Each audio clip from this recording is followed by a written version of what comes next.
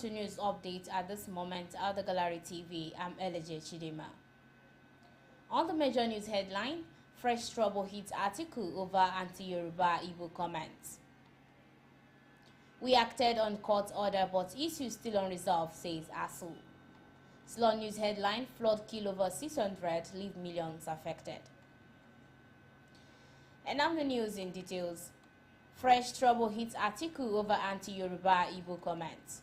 The presidential candidate of the Democratic Party (PDP), Alhaji Atiku Abubakar, has come under fire following his advice to Northerners that they should vote for him in 2023 election because he hailed from the northern region.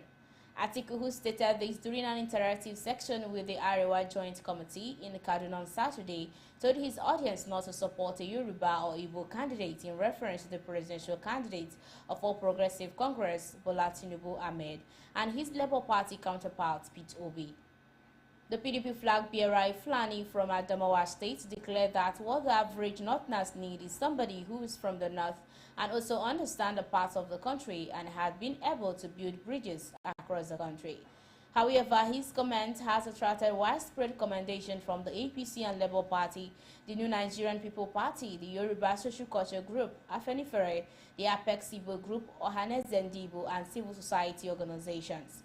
This is happening against the backdrop of the crisis in the PDP, which has resulted in the withdrawal of 5 governors and many other members of the southern bloc of the party from Atiku Campaign Council.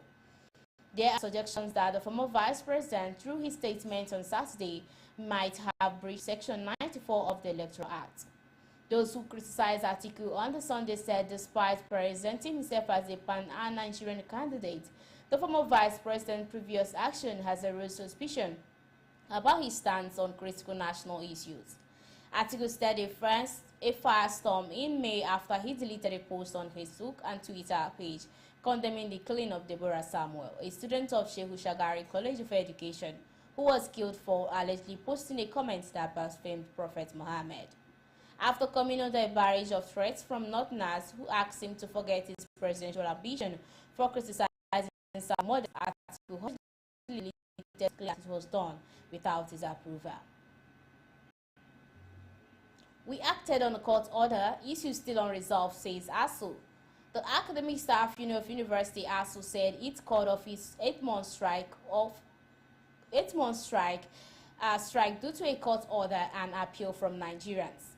A court of appeal have ordered the striking lecturers to return to class after a National Industrial Court ruled against the union in a case brought to it by the federal government. Days after the appeal court judgment, ASU called off the strike and ordered members to resume lectures. But the union national president Emmanuel Osadeke said the decision was not because issues brought by the lecturers were fully addressed. Still on the news, flood kill over 600, leave millions affected.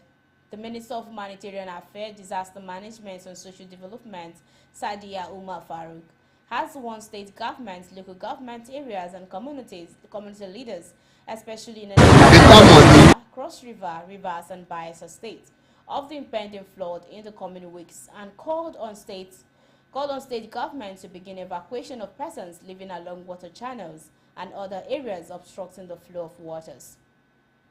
The minister made this known at a media briefing on Sunday in Abuja while enumerating government efforts in mitigating the disaster in the country, which she described as overwhelming.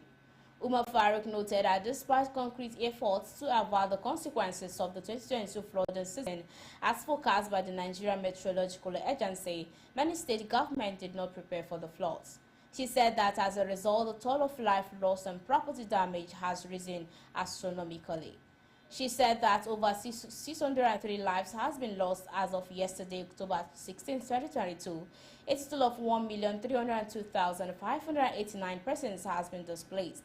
2,504,095 persons has been affected on the whole.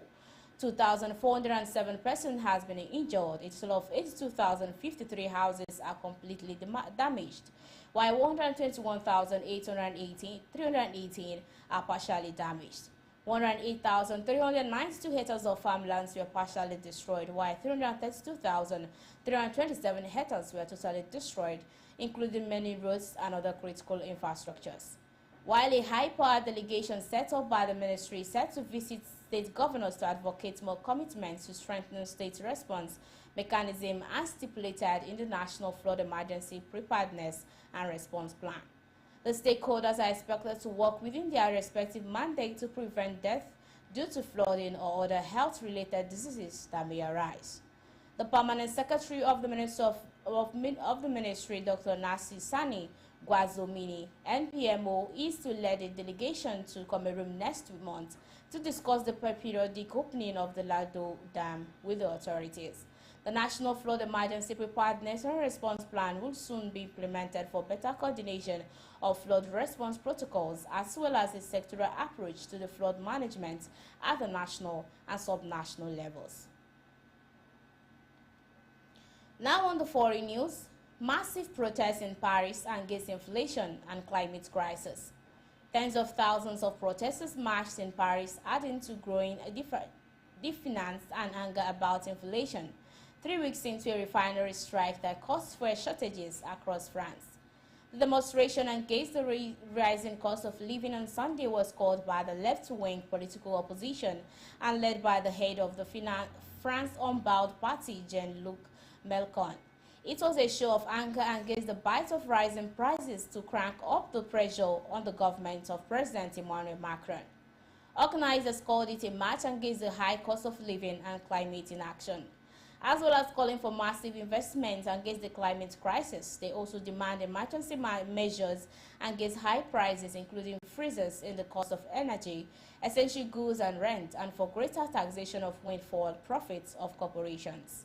Some protesters wear yellow fluorescent vests, the symbol of often violent anti-government protests in 2018 that shocked Macron's pre-business center government. Opponents of Macron's are hoping to build on the momentum created by the refinery standoff that began at the end of September. Transport strike called for Tuesday threatened to dovetail with wage strike that have already helped fuel refineries and depots, sparking chronic gasoline shortages that are throwing nerves among millions of workers and other motorists dependent on their vehicles, with giant lines forming at petrol stations. That's all we have at this moment. I'm Eleje Chidima. For more information, do visit our various social media platforms on Facebook, Instagram, at The Gallery TV. Thanks for watching.